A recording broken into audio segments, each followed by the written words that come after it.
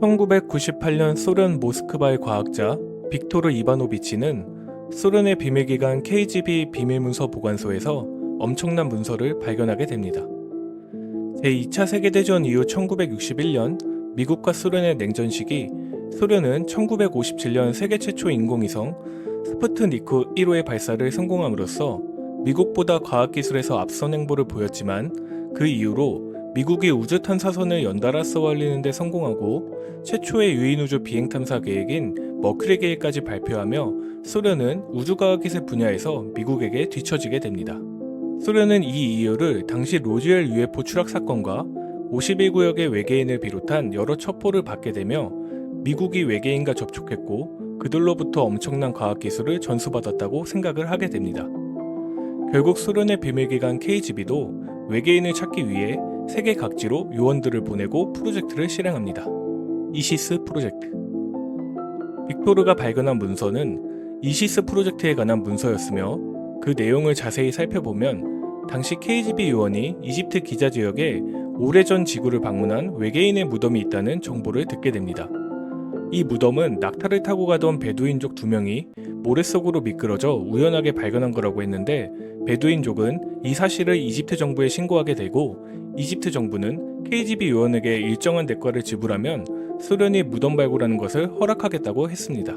소련은 미국이 이 사실을 알기 전에 먼저 발굴을 하기 위해 이집트 정부의 요청을 수락하고 군인, 고고학자, 과학자 등 조사팀을 꾸려 이집트로 향하게 됩니다. 무덤을 조사하던 중 설명할 수 없는 이상한 느낌을 받았고, 관을 열자 많은 양의 유독가스 같은 연기가 흘러나와 조사팀은 급하게 밖으로 몸을 피하게 됩니다.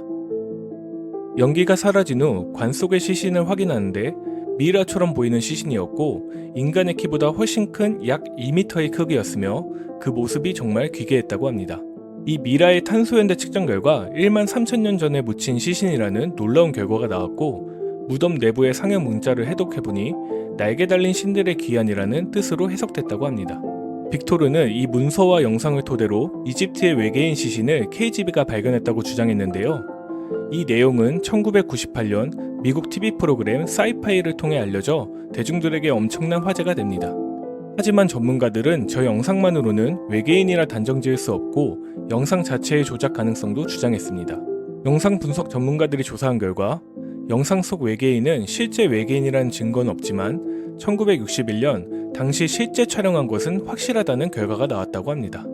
이시스 프로젝트 문서에는 외계인 미이라와 당시 무덤의 유물들이 반출되었다고 기록되어 있는데, 그 이후 이 유물들이 어떤 것이고 외계인 미이라의 세부적인 조사가 있었는지, 그리고 현재 이것들은 어디에 보관되어 있는지는 기록되어 있지 않다고 합니다. 일각에선 영상 속 시신의 크기가 2m보다 훨씬 더 컸을 것이고, 그 당시 사람들의 평균 키를 생각해보면 분명 외계인이 맞을 거라고 말하며, 그동안 계속 논란이 되었던 피라미드의 건축에 대한 미스터리도 외계인에 의해 지어졌다는 주장에 힘이 실리게 됩니다. 이집트의 피라미드에는 그 당시와는 어울리지 않는 상형 문자들이 발견되곤 하는데, 그 당시에는 절대 볼 수 없는 전구나 비행기 등 현대에서나 볼 수 있는 상형 문자들이 발견되고, 뜻을 해석해보면 외계인이나 UFO를 만났다는 여러 상형 문자들을 볼 수 있습니다. 그리고 기자의 피라미드의 위치가 우연이라고 생각되지 않을 만큼 계산된 배치를 하고 있으며, 이 세 개의 피라미드의 배치는 오리온 자리의 별의 위치와 일치한다고 합니다. 과연 이집트의 외계인 시체를 발견했다는 이시스 프로젝트는 사실일까요? 아니면 냉전시대 소련이 미국을 견제하기 위해 만들어낸 자작극이었던 걸까요? 미스터리 류였습니다.